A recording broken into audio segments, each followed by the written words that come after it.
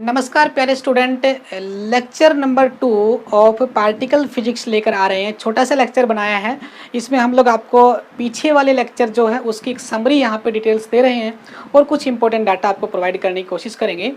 मैंने यहाँ पे एक टेबल बना दी है। इस टेबल को आप देख पा रहे हैं। इस टेबल में मैंने यहाँ पे लिखा है टाइप ऑफ इंट्रैक्शन। मेरे पास टोटल 4 टाइप की इंट्रैक्शंस होती हैं। ग्रेविटेशनल इंट्रैक्शन है, इलेक्ट्रोमैग्नेटिक इंट्रैक्शन है, आफ्टर दैट वीक इंट्रैक्शन है और फिर लास्ट में आपका गिवन है स्ट्रॉन्ग इंट्रैक्शंस। इन सभी इंट्रैक्शंस में फोर्सेज की जो रेंज है वो क्या होगी।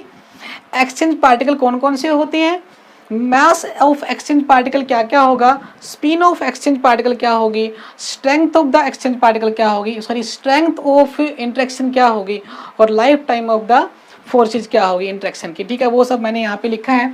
तो वन बाय वन करते हैं। सबसे पहले ग्रेविटेशनल इंट्रैक्शन की बात कर रहा हूँ।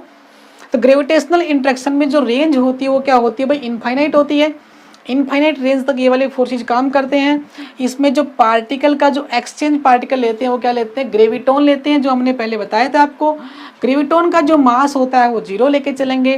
ग्रेविटोन की जो स्पिन है वो 2 लेके चलेंगे। इंटीजर होती है स्पिन, मतलब जो स्पिन आपकी इंटीजर में मिलेगी उसको हम लोग बोलते हैं स्पिन इंटीग्रल, और जिसकी हाफ में मिलती है उसको बोलते हैं हाफ इंटीग्रल। तो ये चारों पार्टिकल्स जो है वो स्पिन इंटीग्रल ही हैं। और इसकी जो स्ट्रेंथ है वो 10⁻⁻40 है। अब ये जो स्ट्रेंथ जो होती है ना, ये किसी न किसी दूसरे फोर्स के कंपेरिजन में दी जाती है। तो मैंने देखो यहाँ पे देखो लास्ट में जो आपका जो स्ट्रॉन्ग इंट्रैक्शन जो है उसकी स्ट्रेंथ को मैंने कितना मान लिया, 1 मान लिया। अगर मैं स्ट्रॉन्ग वाले इंट्रैक्शन की स्ट्रेंथ को 1 मान रहा हूँ तो उसके कंपैरिजन में ये वाला कितना कमजोर है, वो 10⁻⁻40 वीकेस्ट रेंज का होता है, 10⁻⁻40। और इसकी जो लाइफ टाइम होती है वो मोर देन 10⁻10 सेकेंड होती है, मोर देन 10⁻10 सेकेंड होती है। उसके बाद इलेक्ट्रोमैग्नेटिक इंट्रैक्शन पे आ जाइए। इलेक्ट्रोमैग्नेटिक इंट्रैक्शंस की जो रेंज होती है भाई वो इनफाइनाइट होती है। और ये जो एक्सचेंज पार्टिकल होता है भाई, ये होता है हमारा फोटोन। हमने इसको गामा पार्टिकल का नाम दिया था। गामा फोटोन हम लोग पढ़ते आए जनरली पहले। और गामा फोटोन का जो मास होता है वो 0 होता है जनरली। ये वाला जो है हम रेस्ट मास की बात करते हैं, रेस्ट मास 0 होता है। इस पार्टिकल की जो स्पिन होती है वो 1 होती है। और इसकी जो स्ट्रेंथ होती है comparison to the strong interactions 10⁻³ होती है। और इसकी जो लाइफ टाइम होती है 10⁻16 से लेकर 10⁻20 सेकेंड तक होती है। ठीक है ना, सेकेंड में लेके चलेंगे। अब आ जाते हैं नंबर 3 पे। नंबर 3 पे जो इंट्रैक्शन है वो आपकी है वीक इंट्रैक्शन। कौन सी इंट्रैक्शन भाई, वीक इंट्रैक्शन। वीक इंट्रैक्शन में आपका जो रेंज होती है वो होती है 10⁻17 टू 10⁻18 मीटर। बहुत कम रेंज के होते हैं ये वाले फोर्सेज। ये वाले इनफाइनाइट रेंज के फोर्सेस थे, ये वाले 10⁻17 टू 10⁻18 की रेंज के होते हैं। इन फोर्सेज के अंदर जो एक्सचेंज पार्टिकल होता है वो क्या होता है भाई, बोसोन होता है। क्या होता है, boson is the exchange particle. ठीक है ना। और बोसोन में कौन कौन से पार्टिकल लिए मैंने, W+- और Z0। ठीक है ना। अब देखो जब पार्टिकल्स यहाँ पे दे रखे हैं तो इनका मास भी पता होना चाहिए। तो जो W वाले जो पार्टिकल्स होते हैं प्लस और माइनस दोनों का मास होता है 82 गीगा इलेक्ट्रॉन वोल्ट। ठीक है ना भाई। अभी तक जो हम लोग मास देख रहे थे वो मास 0 आ रहा था। अभी जो है मेरा इन पार्टिकल्स का मास मुझे 0 नहीं लेना है, मुझे इसका मास काउंट करके चलना है। तो जो मास होता है वो हमेशा ही एनर्जी के टर्म में लेना पड़ता है, क्योंकि जब हम लोग रिलेटिविस्टिक की बात करते हैं तो मास और एनर्जी क्या हो जाते हैं, कन्वर्ट हो जाते हैं। तो मास को हम लोग एनर्जी की टर्म में ले सकते हैं। तो मैं मास की जो यूनिट लेके चल रहा हूँ वो लेके चल रहा हूँ इलेक्ट्रॉन वोल्ट। क्या लेके चल रहा हूँ, इलेक्ट्रॉन वोल्ट, जो कि एनर्जी की यूनिट होती है। तो यहाँ पे मैं इसकी एनर्जी की यूनिट ले रहा हूँ गीगा इलेक्ट्रॉन वोल्ट। ठीक है ना।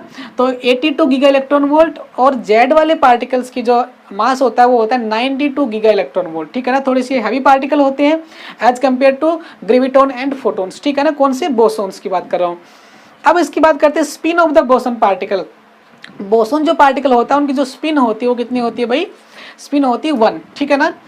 उसके बाद में strength of the boson particle, इस वाले इंट्रैक्शन की जो स्ट्रेंथ होती है वो 10⁻11 होती है as compare to the strong interactions. ठीक है ना, 10⁻11 होती है। उसके बाद में भाई इसकी जो लाइफ टाइम होती है वो 10⁻10 सेकेंड काउंट करते हैं। 10⁻10 सेकेंड में इसकी जो लाइफ टाइम है इस वाले इंट्रैक्शंस की, ये बहुत कम टाइम के लिए ये वाले इंट्रैक्शंस होते हैं, 10⁻⁻10 सेकेंड है। क्लियर बात समझ में आई। ग्रेविटेशनल की इंट्रैक्शन 10⁻⁻10 से थोड़ा सा ज़्यादा होती है। अब लास्ट में आता है आपका स्ट्रॉन्ग इंट्रैक्शन। कौन सा इंट्रैक्शन भाई? Strong interaction. तो जैसा कि मैंने आपको बताया था, स्ट्रॉन्ग इंट्रैक्शन जो होता है उनकी रेंज होती है, वो न्यूक्लियस की रेंज की होती है, दैट इज 10⁻⁻15 मीटर, या फिर हम इसको बोल सकते हैं 1 फर्मी। क्या बोल सकते हैं? 1 फर्मी की रेंज के होते हैं, ठीक है ना। अच्छा, अब जो है इसके एक्सचेंज पार्टिकल्स की बात करें तो एक्सचेंज पार्टिकल जो होते हैं वो होते हैं पाई मेसोन्स। क्या होते हैं? पाई मेसोन्स होते हैं। मेसोन एक कैटेगरी है, उसमें पार्टिकल्स आते हैं पायोन्स, कायोन्स, ठीक है ना। तो यहाँ पे जो पायोन्स जो पार्टिकल होते हैं उनको हम लोग बोलते हैं पाई मेसोन्स, जो कि 3 टाइप के पार्टिकल्स हम लोग पढ़ेंगे, पाई पॉजिटिव, पाई नेगेटिव और पाई जीरो। तो इन पार्टिकल्स की जो मास की जो रेंज होती है वो 135 से लेके 140 मेगा इलेक्ट्रॉन वोल्ट तक होती है। तीनों की ही मास की रेंज जो है वो एक ही बता दी, 135 टू 140 मेगा इलेक्ट्रॉन वोल्ट, ठीक है ना। ये मास की रेंज है, ठीक है ना। उसके बाद में स्पिन की बात करूं तो ये जो पार्टिकल्स होते हैं मेसन पार्टिकल्स, इनकी स्पिन नहीं होती है, ठीक है ना, 0 स्पिन होती है इनकी। और उसके बाद अगर मैं स्ट्रेंथ की बात करूं तो इनकी जो स्ट्रेंथ, तो मैंने बोला ही था कि जो भी हम लोग स्ट्रेंथ काउंट कर रहे हैं वो with respect to strong interactions कर रहे हैं, तो इनकी स्ट्रेंथ को हम लोग 1 लेके चलेंगे, ठीक है ना। फिर लास्ट में बात करते हैं इसके लाइफ टाइम की। तो लाइफ टाइम जो होता है वो 10⁻⁻23 सेकेंड का होता है, किसका? स्ट्रॉन्ग इंट्रैक्शंस का। तो 4 टाइप की इंट्रैक्शंस, इनकी रेंज, एक्सचेंज पार्टिकल्स का मास और एक्सचेंज पार्टिकल्स की स्पिन और इंट्रैक्शंस की स्ट्रेंथ और इंट्रैक्शंस की लाइफ टाइम जो है हमको पता होनी चाहिए, ठीक है। अब उसके बाद में हम लोग क्या करते हैं, इन पार्टिकल्स की पैरामीटर्स की बातें करते हैं। ये जो पार्टिकल्स हम लोग पढ़ेंगे, इन पार्टिकल्स के पैरामीटर की बात करते हैं। सबसे पहला जो पैरामीटर लेके चल रहा हूँ वो मैं लेके चल रहा हूँ मास ऑफ द पार्टिकल्स। जो पार्टिकल्स हम लोग स्टडी करने वाले हैं उन पार्टिकल्स का मास क्या क्या होगा।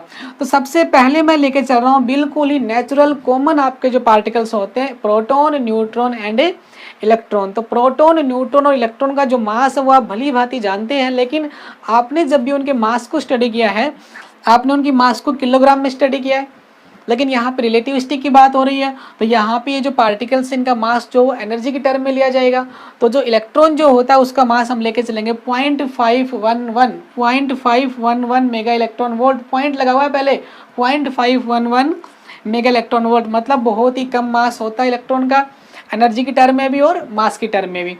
और नंबर 2 पे आपका प्रोटॉन होता है। प्रोटॉन का जो मास हम लोग लेके चलेंगे 938.3 मेगा इलेक्ट्रॉन वोल्ट।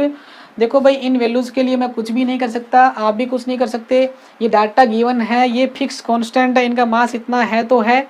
पार्टिकल्स हैं, इनका मास भी होगा, इनका चार्ज भी होगा, इनकी स्पिन भी होगी, सब अपने को रटना पड़ेगा, ठीक है ना। लेकिन आपको जो पार्टिकल्स आपको पेपर में यूज होंगे उनका मास जो है वो पेपर से पहले, पेपर के पहले वाले पेज पे आपको वो कांस्टेंट मिलेंगे, ऐसी कोई घबराने वाली बात नहीं है, फिर भी आपको पता होना चाहिए। आप जानते हैं न्यूट्रॉन का जो मास होता है प्रोटॉन से थोड़ा सा ज़्यादा होता है, तो एनर्जी की टर्म में भी थोड़ा सा ज़्यादा होगा। 939.6 mega electron volt is the mass of neutron. तो proton, neutron and electrons are the common natural particles discussed, उनका मास हमने पढ़ा। नेक्स्ट पे हम लोग चलते हैं पायोन्स पार्टिकल्स, ठीक है ना भाई। पायोन्स में आपके 3 टाइप के पार्टिकल मैंने आपको बताया, पाई पॉजिटिव, पाई नेगेटिव, पाई जीरो। इसके अलावा पायोन्स के अलावा 2 कायोन्स होते हैं। कायोन्स को बोलते हैं के पॉजिटिव और के जीरो, कायोन्स में नेगेटिव नहीं होता है। ये सारे पार्टिकल्स हैं, इनका मास गिवन है। पायोन्स का जो मास होता है 139.5 मेगा इलेक्ट्रॉन वोल्ट में लेके चलेंगे, ये वाला भी मेगा इलेक्ट्रॉन वोल्ट भाई 139.5। लेकिन जो पाई जीरो होता है उसका मास थोड़ा सा कम होता है, 134.5 होता है। इसके बाद कायोन्स जो होते हैं उसमें कायोन्स पॉजिटिव का मास 493 होता है, कायोन्स जीरो का मास होता है वो 497, थोड़ा सा ज़्यादा होता है। सभी मासेस मेगा इलेक्ट्रॉन वोल्ट में लेके चलने हैं। नेक्स्ट आपका है सिग्मा। उसके बाद में हमारे पास सिग्मा के भी 3 पार्टिकल होते हैं, सिग्मा पॉजिटिव होता है, सिग्मा नेगेटिव होता है और सिग्मा जीरो होता है। सिग्मा पॉजिटिव में हम लोग लेके चलेंगे 1189, मतलब 1189, ठीक है ना, 1189 किसका होता है, सिग्मा पॉजिटिव का मास होता है मेगा इलेक्ट्रॉन वोल्ट में। और 1192 थोड़ा सा उससे ज़्यादा होता है किसका, सिग्मा नेगेटिव का मास होता है, ठीक है। और बच गया सिग्मा जीरो का होता है 1197 सबसे ज़्यादा पार्टिकल का मास होता है किसका, सिग्मा जीरो का, ठीक है ना। तो ये थे आपके कुछ एक्सचेंज पार्टिकल्स जो हमने यहाँ पढ़े, 4 टाइप के इंटरेक्शन और कुछ पार्टिकल्स का मास उनकी एनर्जी की टर्म में, ठीक है ना। यहाँ पे मैं सारे पार्टिकल्स को डिस्कस नहीं कर पाया हूँ, मैंने कुछ ही पार्टिकल्स के बारे में आपको बताया। अभी तो केवल 3 पार्टिकल ये पढ़े हैं, 3 और तो 5, 6, 2, 8 और 3, 11, केवल 11 ही पार्टिकल मैंने आपको पढ़ाए हैं। आगे चल के अपने को और भी पार्टिकल्स से आपको क्या करना है, मिलना जुलना होगा, ठीक है ना। तो ये तो थे आपके कुछ पार्टिकल्स जो हमको यहाँ पे उन पार्टिकल्स का क्या पढ़ना है, मास पढ़ना है, ठीक है ना। उसके बाद में हम लोग जाके आगे जाके कुछ और पार्टिकल्स पढ़ेंगे, ठीक है ना, उनके मास की स्टडी करेंगे, ठीक है ना। तो ये जो वीडियो था इसमें हम लोग इतना ही कर पाएंगे कि पार्टिकल्स की एक टेबल हम लोगों को बना लेनी, इंटरेक्शंस की, और उनके मास की एक टेबल बनानी है। नेक्स्ट लेक्चर में हम लोग जो है इन पार्टिकल्स की स्पिन के बारे में डिस्कस करेंगे। किसके बारे में भाई, स्पिन के बारे में डिस्कस करेंगे कि कौन से पार्टिकल की कितनी स्पिन होती है, ठीक है ना। स्पिन के बेसिस पे पार्टिकल को डिस्क्राइब करना सीखेंगे।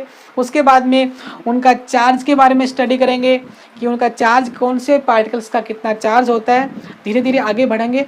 तो चीज़ें जो है आपको याद करने की चीज़ें बहुत सारी हैं यहाँ पे, ज़्यादा कुछ डिफ़िकल्ट नहीं है, मैथमेटिकल कुछ भी नहीं है। आपको पहले बता चुका हूँ कि आपको कोई न्यूमेरिकल सॉल्व नहीं करना, कोई डेरिवेशन नहीं सीखना आपको, केवल आपको छोटी छोटी चीज़ें जो हैं वो याद रखनी है, ध्यान में रखना है। कोई कॉन्स्टेंट आता है तो आपको गिवन होगा पेपर के अंदर। तब तक के लिए जुड़े रहिए, आपका अपना फिजिक्स गुरु चैनल आपके लिए लेकर आएगा पार्टिकल फिजिक्स की video number 3। Thank you, have a nice day.